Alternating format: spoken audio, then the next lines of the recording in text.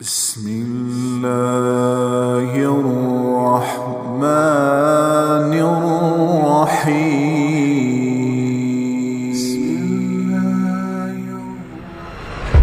تزکیہ اور تربیت کے چار راستے ہیں۔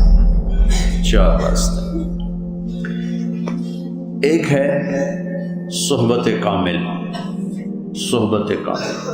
کسی نیک انسان کی صحبت، اللہ کے نیک بندے، اللہ کے مقرب بندے کی صحبت۔ دوسرا ہے جلیس صالح، جو اس کو اس کی کمی بیشی پیار سے بتا سکے۔ تیسرا ہے تنقید اعداء، ہر انسان کے کچھ آنے والے ہوتے ہیں، کچھ نفرت کرنے والے ہوتے ہیں،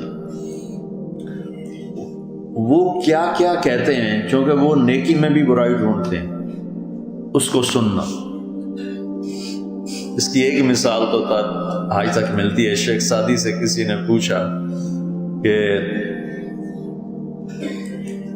تم نے یہ سب کچھ کیسے حاصل کیا؟ کہا اپنے دشمنوں سے۔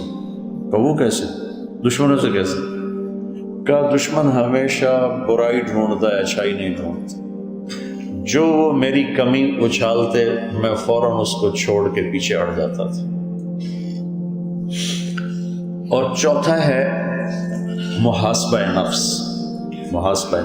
کوئی بھی نہیں ہے تو خود اپنا محاسبہ کہ یہ غلط ہے، یہ ٹھیک ہے، یہ کیا ہے، یہ نہیں کیا ہے، ٹھیک ہو گیا۔ تبلیغ میں اللہ تعالیٰ نے اپنی قدرت سے یہ چاروں چیزیں جمع کی۔ بہت سے اہل اللہ اس میں چل رہے ہوتے۔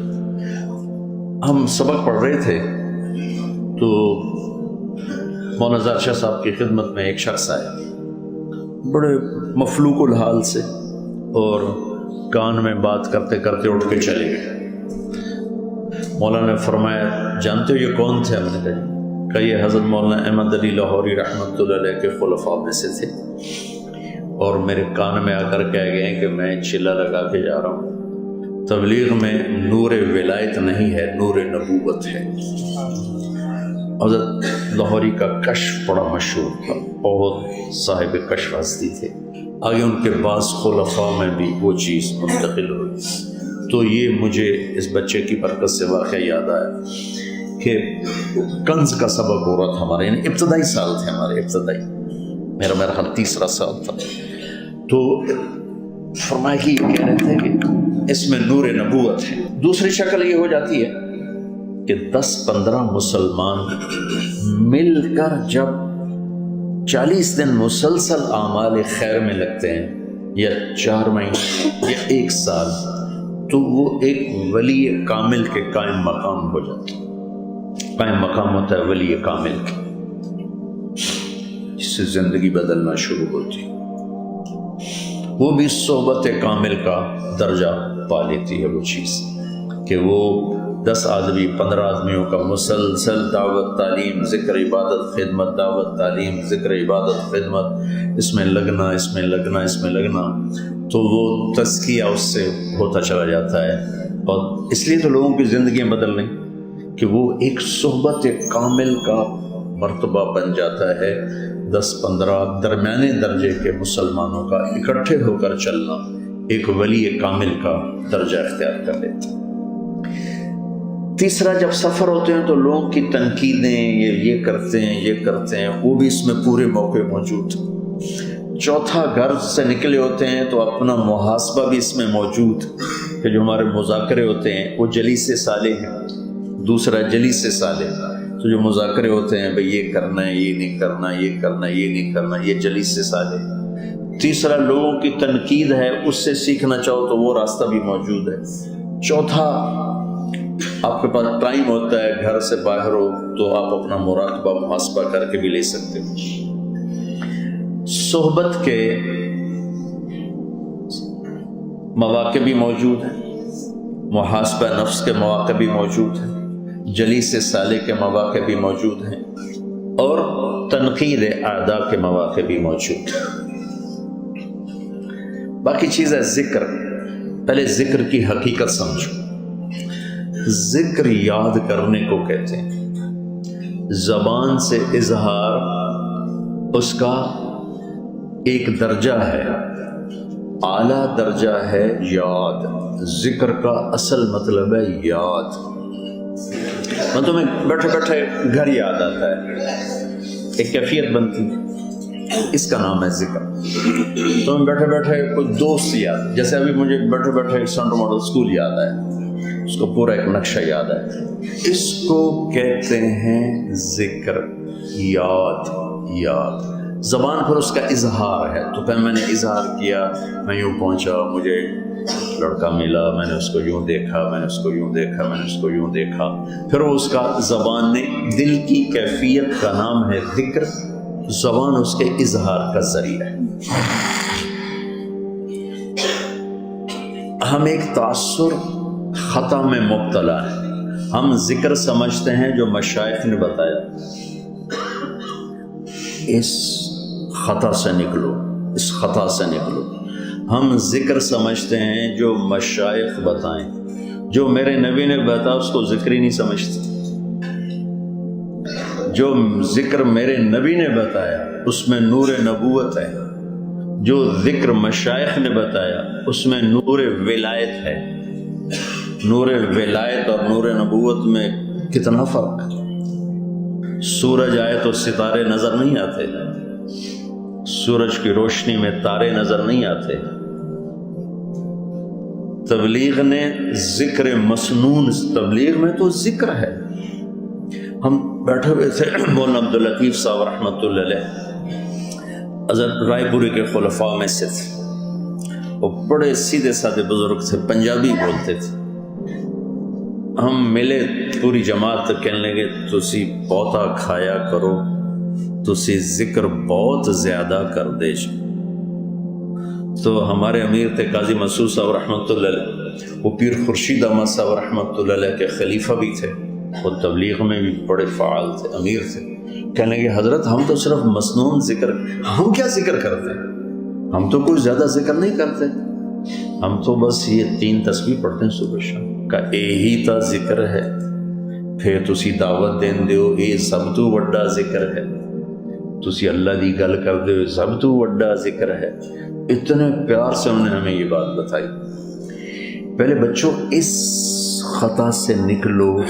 اصل ذکر وہ ہے جو میرے نبی نے بتایا، وہ ہے ذکر اصل جس میں نور نبوت ہے.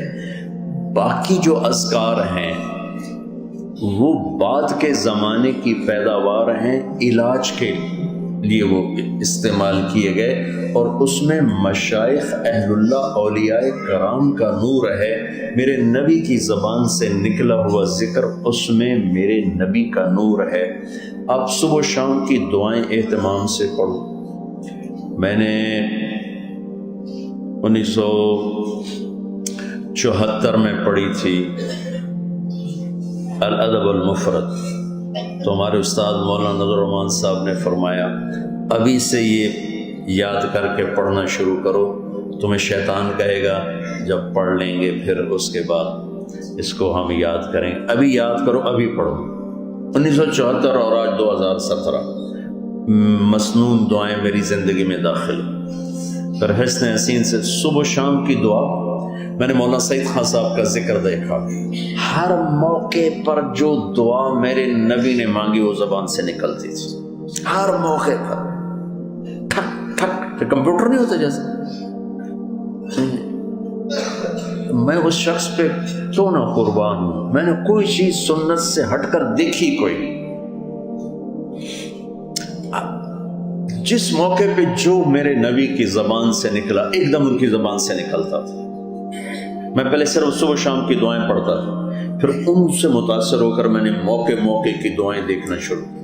اس موقع ہنستے ہوئے کیا ہوا، روتے ہوئے کیا ہوا، کھاتے ہوئے کیا ہوا، سوتے ہوئے، کمرے میں داخل ہیں تو کیا، نکلیں تو کیا. بچوں ذکر وہ ہے جو میرے نبی نے بتایا.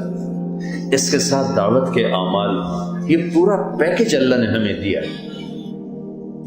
تو اس سے آپ کی میری زندگی میں تزکیے کے سارے اسباب موجود ہیں.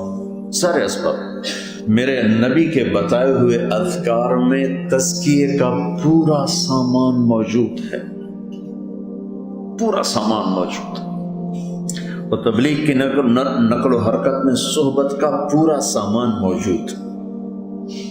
اس لیے میں کہہ دوں، حاشا وکلا، میں تقابل کرتا ہوں، نہ تردید کرتا ہوں، نہ تنقید کرتا ہوں۔